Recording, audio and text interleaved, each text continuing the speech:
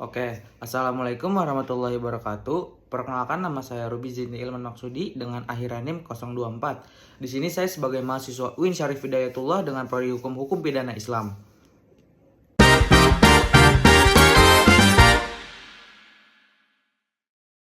Pengertian etika profesi hukum serta perbedaan etika dan etiket. Etika profesi hukum merupakan seperangkat nilai, norma, dan prinsip moral yang menjadi pedoman bagi setiap profesi hukum dalam menjalankan tugas dan tanggung jawabnya. Etika merupakan ilmu yang membahas tentang baik dan buruk suatu tindakan berdasarkan nilai moral. Etika bersifat mendasar karena berkaitan dengan hati nurani dan integritas seseorang. Sementara itu, etiket adalah tata krama atau sopan santun dalam kehidupan sosial. Etiket lebih menekankan pada cara seseorang berperilaku dalam situasi tertentu.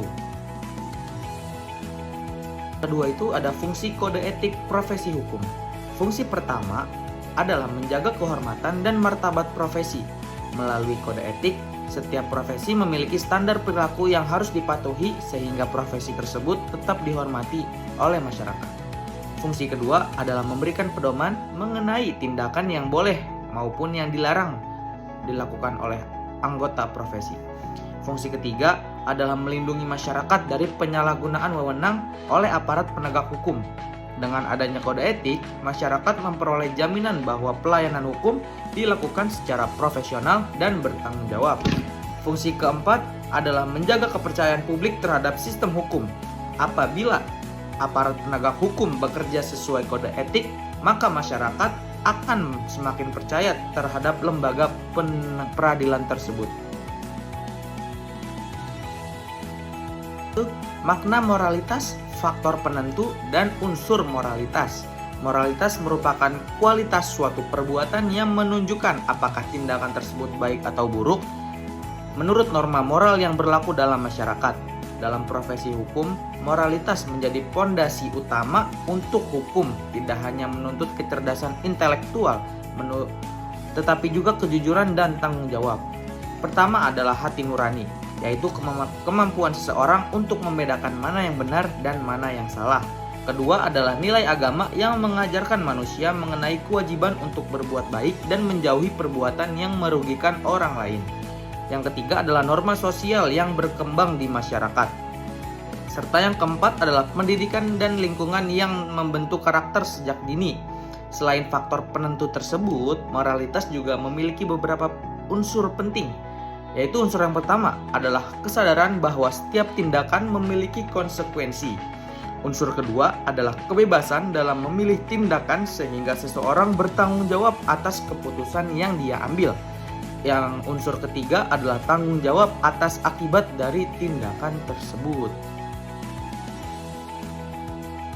Empat itu ukuran baik dan buruk serta hubungannya dengan etika.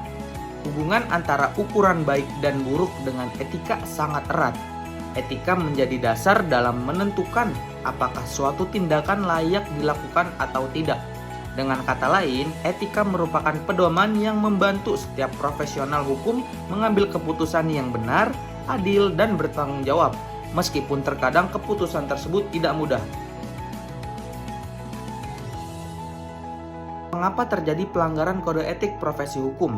Pelanggaran kode etik profesi hukum dapat terjadi karena berbagai faktor, baik yang berasal dari diri individu maupun dari lingkungan tempat ia bekerja. Nah, faktor yang pertama itu adalah rendahnya integritas dan moralitas. Seseorang yang tidak memiliki kejujuran dan tanggung jawab akan lebih mudah tergoda untuk menyalahgunakan kewenangannya. Faktor yang kedua adalah adanya kepentingan pribadi seperti keinginan memperoleh keuntungan materi, jabatan, ataupun pengaruh. Tidak sedikit pelanggaran kode etik terjadi karena seseorang lebih mengutamakan kepentingan pribadinya dibandingkan kepentingan hukum dan keadilan. Faktor yang ketiga itu adalah lemahnya pengawasan dari lembaga profesi maupun instansi tempat ia bekerja. Dapat membuka peluang terjadinya penyimpangan. Nah, faktor yang keempat yang terakhir adalah adanya tekanan dari pihak lain, baik berupa tekanan politik, ekonomi, maupun tekanan dari pihak yang memiliki kekuasaan. Dalam kondisi tertentu, aparat penegak hukum dapat dipengaruhi untuk mengambil keputusan yang tidak objektif. Kode etik profesi hakim, larangan dan sanksinya. Kode etik dan pedoman perilaku hakim menegaskan bahwa hakim harus bersifat adil, jujur, arif, bijaksana, mandiri, berintegritas tinggi, bertanggung jawab, menjaga harga diri, disiplin, rendah hati, dan profesional. Hakim dilarang menerima suap atau gratifikasi dalam bentuk apapun, melakukan komunikasi dengan salah satu pihak yang sedang berperkara di luar persidangan, menyalahgunakan jabatan untuk kepentingan pribadi, memihak kepada salah satu pihak, serta melakukan perbuatan yang dapat menurunkan kehormatan dan martabat lembaga peradilan.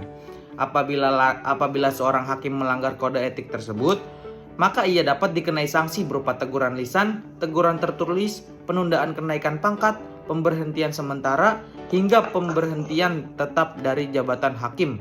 Dalam hal pelanggaran tersebut juga memenuhi unsur tindak pidana, maka hakim dapat diproses sesuai dengan ketentuan hukum pidana yang berlaku. Kode etik profesi jaksa, larangan dan sanksinya. Dalam menjalankan tugasnya, seorang jaksa harus menjunjung tinggi kejujuran, objektivitas, profesionalitas, serta bertindak sebagai hakim sebagai hukum dan hati nurani. Seorang jaksa dilarang menerima hadiah atau imbalan yang berkaitan dengan penanganan perkara, memanfaatkan jabatan untuk kepentingan pribadi atau kelompok, membocorkan rahasia perkara, menyalahgunakan kewenangan, melakukan diskriminasi dalam penegakan hak hukum, maupun melakukan tindakan yang bertentangan dengan kepentingan hukum dan keadilan. Apabila melanggar kode etik, seorang jaksa dapat dikenai sanksi administratif berupa teguran, penundaan promosi, mutasi, pembebasan dari jabatan, hingga pemberhentian sebagai jaksa. Jika pelanggaran tersebut juga merupakan tindak pidana, maka proses pidana tetap harus dilakukan sesuai ketentuan hukum yang berlaku. Kode etik profesi advokat, larangan dan sanksinya. Dalam menjalankan tugas profesinya, advokat wajib menjaga kehormatan profesi, bertindak jujur, independen, serta mengutamakan kepentingan klien tanpa melanggar hukum. Beberapa larangan bagi advokat antara lain itu memberi keterangan yang menyesatkan kepada pengadilan, membocorkan rahasia klien tanpa alasan yang dibenarkan oleh hukum, merekayasa alat bukti atau kesaksian, mengiklankan jasa hukum secara berlebihan sehingga merendahkan martabat profesi, menjanjikan kemenangan kepada klien, serta bekerja sama dengan pihak lain untuk melakukan perbuatan melawan hukum. Apabila seorang advokat terbukti melanggar kode etik, maka Dewan Kehormatan Advokat dapat menjatuhkan sanksi berupa teguran lisan, teguran tertulis, pemberhentian sementara dari profesi advokat, hingga pemberhentian tetap sebagai advokat. Kode etik profesi kepolisian, larangan dan sanksinya.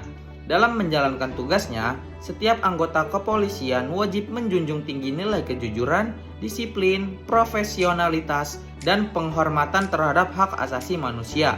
Anggota kepolisian dilarang menyalahgunakan wewenang, menerima suap atau gratifikasi, melakukan kekerasan yang tidak sesuai prosedur, memeras masyarakat, menyalahgunakan senjata api, membocorkan rahasia negara maupun rahasia penyidikan, serta melakukan tindakan yang mencemarkan nama baik institusi Polri.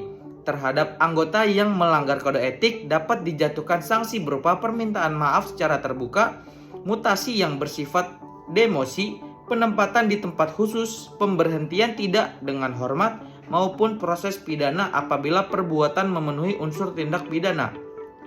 Kode etik kepolisian menjadi instrumen penting agar Polri tetap dipercaya sebagai pelindung dan pengayom masyarakat.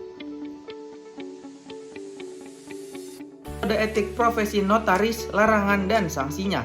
Dalam menjalankan jabatannya, notaris harus bersikap jujur, mandiri, tidak memihak, menjaga kerahasiaan isi akta, serta memberikan pelayanan yang profesional kepada setiap pihak. Seseorang notaris dilarang memalsukan isi akta, membuka rahasia jabatan tanpa dasar hukum, melakukan persaingan usaha yang tidak sehat dengan sesama notaris, memasang promosi yang berlebihan untuk menarik klien, menyalahgunakan jabatan demi kepentingan pribadi, maupun membuat akta yang bertentangan dengan keputusan hukum. Apabila melanggar kode etik, notaris dapat dikenakan sanksi berupa teguran, peringatan tertulis, pemberhentian sementara dari jabatan, hingga pemberhentian tetap sebagai notaris. Jika pelanggaran tersebut juga merupakan tindak pidana, maka notaris tetap dapat diproses sesuai ketentuan hukum yang berlaku. Perbandingan pendekatan hakim beraliran realisme hukum dan positivisme hukum. Aliran positivisme hukum berpandangan bahwa hukum adalah aturan tertulis yang dibuat oleh negara. Oleh karena itu, hakim harus memutus perkara berdasarkan undang-undang yang berlaku. Fokus utamanya adalah kepastian hukum. Selama suatu aturan masih berlaku, maka aturan tersebut harus ditetapkan tanpa dipengaruhi oleh pertimbangan pribadi hakim. Sebaliknya, aliran realisme hukum memandang bahwa hukum tidak hanya dapat dalam undang-undang, tetapi juga dapat dalam kenyataan sosial. Hakim perlu mempertimbangkan kondisi masyarakat, rasa keadilan, nilai-nilai yang hidup di tengah masyarakat atau living law, serta dampak putusan yang akan ditimbulkan. Mengapa sih profesi hukum bukan profesi bebas nilai?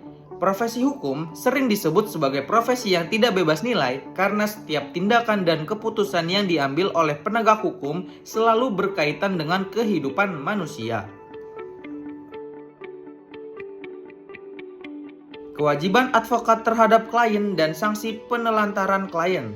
Menurut pasal 6 huruf A Undang-Undang Nomor 18 Tahun 2003 tentang advokat, advokat wajib menjalankan profesinya dengan jujur, bertanggung jawab, dan sungguh-sungguh dalam membela kepentingan hukum klien. Advokat berkewajiban memberikan pendampingan hukum serta profesional, menjelaskan perkembangan perkara kepada klien, menjaga komunikasi yang baik, memberikan nasihat hukum yang benar, serta tidak menelantarkan klien.